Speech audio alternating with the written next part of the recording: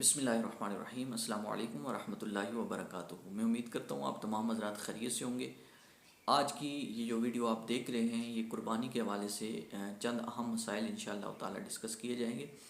इसको ज़रूर समाअत फरमाएँ ताकि हमें पता चल सके कि हम पर कुर्बानी है नहीं है, और कुर्बानी के बहुत से मसाइल इंशाअल्लाह ताला इसको सुनने के बाद आपको पता चल जाएगी। सबसे पहले याद रखें कि कुर्बानी उस शख्स पर वाजिब है कि जो शख्स जो है वो कुर्बानी के तीनों दिनों में किसी एक लम्हे के लिए भी साहिब निसाब हो जाए।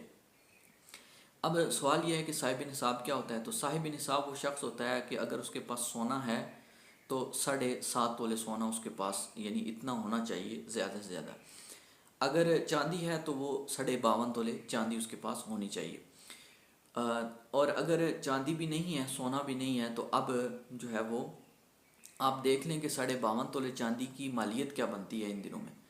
तो उनकी मालियत के बराबर जो है वो माल तिजारत अगर है तब भी जो है वो उस पर कुर्बानी वाजिब हो जाएगी। इसी तरह माल तिजारत तो नहीं है लेकिन बैंक के अंदर इतने इजाफी पैसे पड़े हुए हैं जो इस्तेमाल में नहीं है, तो उसकी वजह से भी कुर्बानी वाजिब हो जाएगी। या फिर घर का इजाफी सामान जो इस्तेमाल में नहीं है, हाजत असलिया से ज़ायद है, तो ऐसा सामान भी अगर मिलकर उसकी मालियत जो है वो 52.5 तोले चांदी की मालियत के बराबर बन जाती है, तो ऐसे शख्स पर कुर्बानी वाजिब हो जाएगी।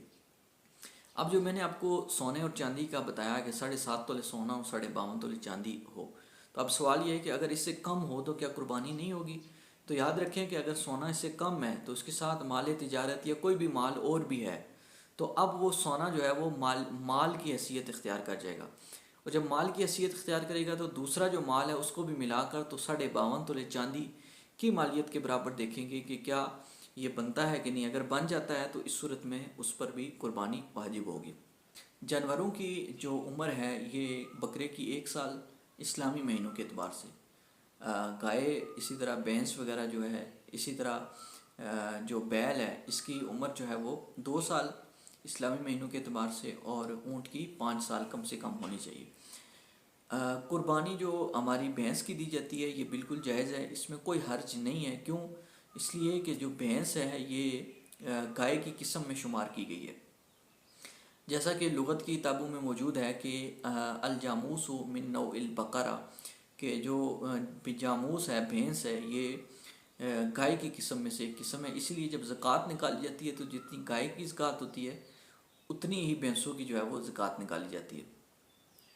इसी तरह अगर कर्ज़ आपने किसी को दिया हुआ है तो अब जो कर्ज़ है वो इतना नहीं है आपके पास, वापस उसने इतना नहीं दिया कि जिससे आप कुर्बानी कर सकें, तो क्या माफ़ हो जाएगी। तो इस सूरत में अगर आपको गालिब गुमान है, यकीन है कि आप मांगेंगे तो वो दे देगा, तो इस सूरत में आप पर मांगना ज़रूरी है कि आप उससे मुतालबा करें कि इतना दे दो कि मैं अपनी कुर्बानी कर सकूं।